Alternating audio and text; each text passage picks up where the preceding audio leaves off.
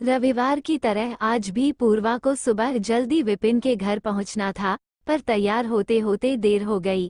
एक तो सुबह नौकरानी ही देर से आई, उससे सारा काम करवाया, तैयार हुई तो घड़ी 9 बजा रही थी। फिर सड़क पर सवारी के इंतजार में आधा घंटा निकल गया। विपिन ने 8 बजे आने को कहा था। पिछले कुछ रविवार से यह एक नियम सा बन गया था। पूर्वा छुट्टी का पूरा दिन विपिन के यहाँ गुजारती। विपिन अपनी 7 वर्षीय बेटी को भी हॉस्टल से ले आते, फिर खाना वगैरह बनता, शाम को कहीं बाहर घूमने चले जाते और फिर शाम तक वो घर लौटती। बस कुछ दिनों की बात है पूर्वा, शादी होते ही हम सोना को घर ले आएंगे। अभी इसकी उम्र हॉस्टल में रहने की थोड़ी ही है। वह तो मेरी मजबूरी थी, उसे अकेली नौकर के पास भी तो नहीं छोड़ा जा सकता, इसलिए हॉस्टल में डाल आया। अब विपिन की गहरी आंखों में ढेर सारे सपने लहराने लगे थे और पूर्वा को भी लगता कि वह भी उन्हीं सपनों में डूबने उतराने लगी है। विपिन से शादी, उसके साथ घर बसाना, बस हर वक्त इन्हीं ख्वाबों को बुनती रहती वह और एक सुखद एहसास उसे चारों तरफ से घेरने लगता।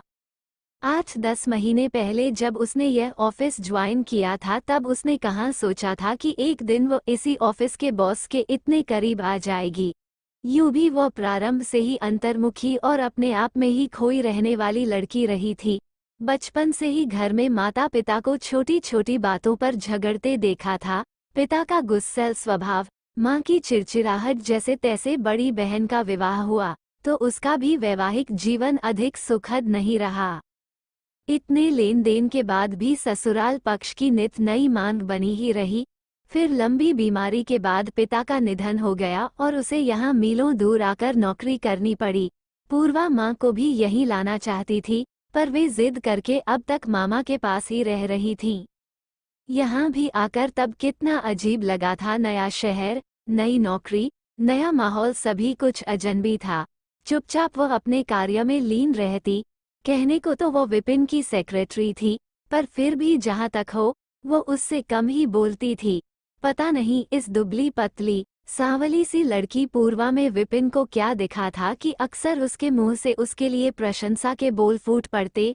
पूर्वा, तुम बहुत इंटेलिजेंट हो, बहुत जल्दी तर्क की कर सकती हो, बस थोड़ा और ध्यान दो। वो अपनी बड़ी बड़ी झुकी पलकें उठाकर उसकी तरफ देखने लगती। पहली ही नजर में उसे विपिन और पुरुषों से कुछ भिन्न लगा था। शांत, गंभीर, बहुत कम बोलने वाला। फिर भी धीरे धीरे उसने अपने बारे में सब कुछ बता दिया था। कैसे उसका अपनी पत्नी प्रीति से तलाक हुआ। व्यवसाय परिवार की धनी लड़की प्रीति विपिन की नौकरी से संतुष्ट नहीं थी। वह चाहती थी कि विपिन भी उसके भाइयों के साथ फैक्ट्री लगाए या कोई और व्यवसाय प्रारंभ करे। नौकरी की सीमित तनख्वाह से क्या होता है, यही उसके आए दिन के तर्क होते, पर विपिन इसके लिए तैयार न था। सोनाली के जन्म के बाद तो ये झगड़े और भी बढ़ गए और नतीजा हुआ तलाक। अब प्रीति अपने भाइयों के साथ रह रही है, सोनाली हॉस्टल में और विपिन। जब पूर्वा ने मां को विपिन के बारे में बताया तो वे कितनी नाराज हुई थीं। एक तलाकशुदा व्यक्ति से शादी के पक्ष में वे बिल्कुल नहीं थीं, पर जब यहाँ आकर विपिन से मिली तो उनकी राय ही बदल गई। अब तो सब कुछ तय हो गया है। अगले ही महीने साधारण तरीके से विवाह संपन्न होगा। गिने चुने रिश्तेदार ही उसमें शामिल होंगे और शादी के बाद वह नौकरी छोड़ देगी। नौकरी के लिए वो उत्सुक थी भी नहीं, अब तक तो मन लगाने के लिए कुछ करना था, इसलिए कर रही थी, पर अब उसकी जरूरत भी नहीं रह गई थी। जब से विपिन से रिश्ता तय हुआ है, उसने ऑफिस भी बदल दिया। अब तो बस रविवार को ही विपिन से मिलना हो पाता है, इसलिए रविवार की वो बड़ी उत्सुकता से प्रतीक्षा करती रहती है। वहां पहुंचकर अकेले श्यामलाल को देखकर आश्चर्य हुआ। इस समय विपिन कहाँ जा सकता है? साहब तो आज सुबह सुबह ही कहीं चले गए हैं, श्यामलाल ने घर की सफाई करते करते ही सूचना दी थी। अच्छा, कहाँ? पता नहीं, कहा तो कुछ भी नहीं, कोई फोन आया था, उसके बाद चले गए। अच्छा, पूर्वा ने मेज पर पड़ा अखबार उठा लिया। कुछ देर यूं ही पन्ने पलटे। अखबार तो वो आज सुबह ही पढ़ चुकी थी। फिर क्या करे? विपिन को कुछ बताकर तो जाना था, उसे ही पड़ोस में फोन करके सूचना दे देता। आपके लिए चाय बनाऊं? श्यामलाल अब तक सफाई का काम निपटा चुका था। नहीं, पहले साहब को आने दो। ठीक है, मैं तब तक बाजार से सब्जी वगैरह ले आता हूँ। श्यामलाल बाहर गया तो वो खिड़की के पास आकर खड़ी हो गई। तभी दूर से स्कूटर पर विपिन आता हुआ दिखाई दिया। अरे, तुम कब आए? अंदर आते ही उसका स्वर गूंजा था। काफी देर हो गई, कहाँ चले गए थे? आज सोना को लेने नहीं चलना है क्या? हाँ, सोना के पास ही गया था। विपिन सामने पड़ी कुर्सी पर बैठ गया। कुछ देर वो चुप रहा। पूर्वा भी समझ नहीं पा रही थी कि क्या कहे। तो फिर सोना आई नहीं आज? कुछ देर बाद प्रश्न को आधा दिमाग में। हाँ, आज प्रीति के साथ चली गई है। असल में सुबह ही प्रीति का फोन आ गया था। आजकल यहाँ अपनी मौसी के यहाँ आई हुई है। सोना से मिलना चाहती थी, इसलिए उसने कहा अच्छा हो, मैं भी साथ चलूं, इसलिए जाना पड़ा। ओह, पूर्वा एकदम चुप हो गई। प्रीति का नाम सुनकर फिर कुछ बोलने का मन ही नहीं हुआ। तुमने चाय वगैरह पी या नहीं? विपिन ने ही कुछ देर बाद पूछा। नहीं, सोच रही थी कि तुम आ जाओ, तब साथ पिएंगे। अच्छा, तो फिर देर कैसी? अभी चाय आती है, श्यामलाल। विपिन ने श्यामलाल को आवाज दी। श्यामलाल तो अभी बाजार गया हुआ है, मैं ही बनाती हूँ। कहते हुए पूर्वा अंदर किचन में चली गई। वो इस समय विपिन के सामने से हटना चाह रही थी और कोई दिन होता तो वो हंसती गुनगुनाती हुई किचन में काम करती रहती, पर आज चुपचाप चाय बनाकर विपिन के सामने रख दी उसने। अरे, तुम तो एकदम से चुप हो गईं। विपिन से उसकी चुप्पी छिपी नहीं रही। चलो अब खाना बाहर ही खाएंगे, आज सोना भी नहीं है, तुम्हें खालीपन लग रहा होगा। शायद विपिन कुछ भांप नहीं पाया हो। पूर्वा ने भी सामान्य होने का प्रयास किया। अपनी तरफ से उसने कुछ नहीं पूछा, पर फिर विपिन बोलता ही रहा।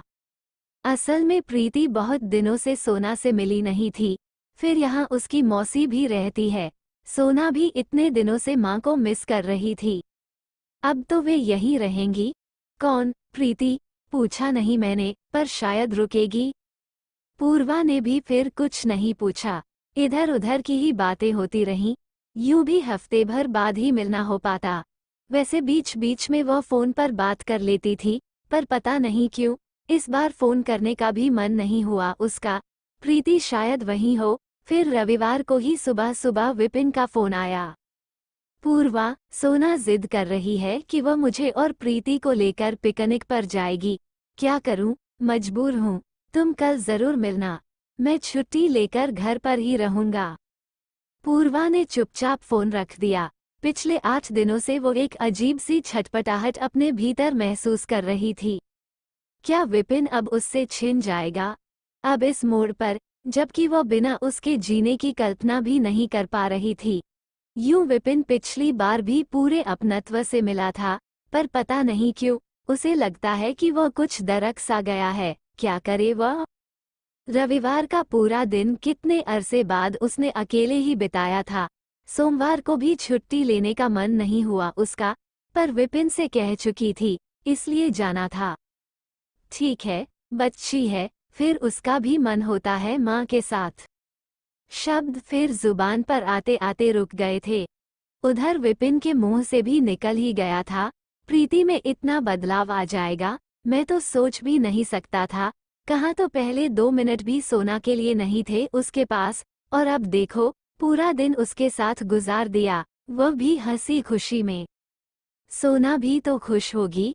और क्या, उसने प्रीति से वादा भी ले लिया है कि अगले रविवार को उसे चिड़ियाघर ले जाना है। जाहिर है विपिन को भी जाना होगा। पूर्वा के दिमाग में कौआ था, शायद विपिन ने भी भांपा हो, तभी तो उसके मुंह से निकला था, पूर्वा ये कोई जरूरी थोड़े है कि तुम रविवार को ही आओ, तुम तो कभी भी आ सकती हो, यूं भी तुम्हें नौकरी छोड़नी ही है। हाँ, वो तो है, पूर्वा ने धीरे से कहा, जो भी हो, सोना के लिए भी तो। पर वह कहाँ जाएगी? मन एकदम से छटपटा उठता था। शायद उसकी छटपटाहट को भांप कर ही विपिन कुछ खुलकर कह नहीं पाता हो, पर वह एकाएक उसने निर्णय ले लिया, लंबी छुट्टी लेकर घर जाने का। ठीक है, इतने दिन उसके लिए त्रासदी भरे भले ही हों, पर वह जल्दबाजी में कोई निर्णय नहीं लेगी। शायद विपिन को भी हक है अपने निर्णय पर पुनर्विचार करने का, और यही ठीक भी होगा। पनीली आंखों के आंसू सूख चुके थे, पर अपने रिक्त होते हृदय को वह अभी भी समझा नहीं पा रही थी।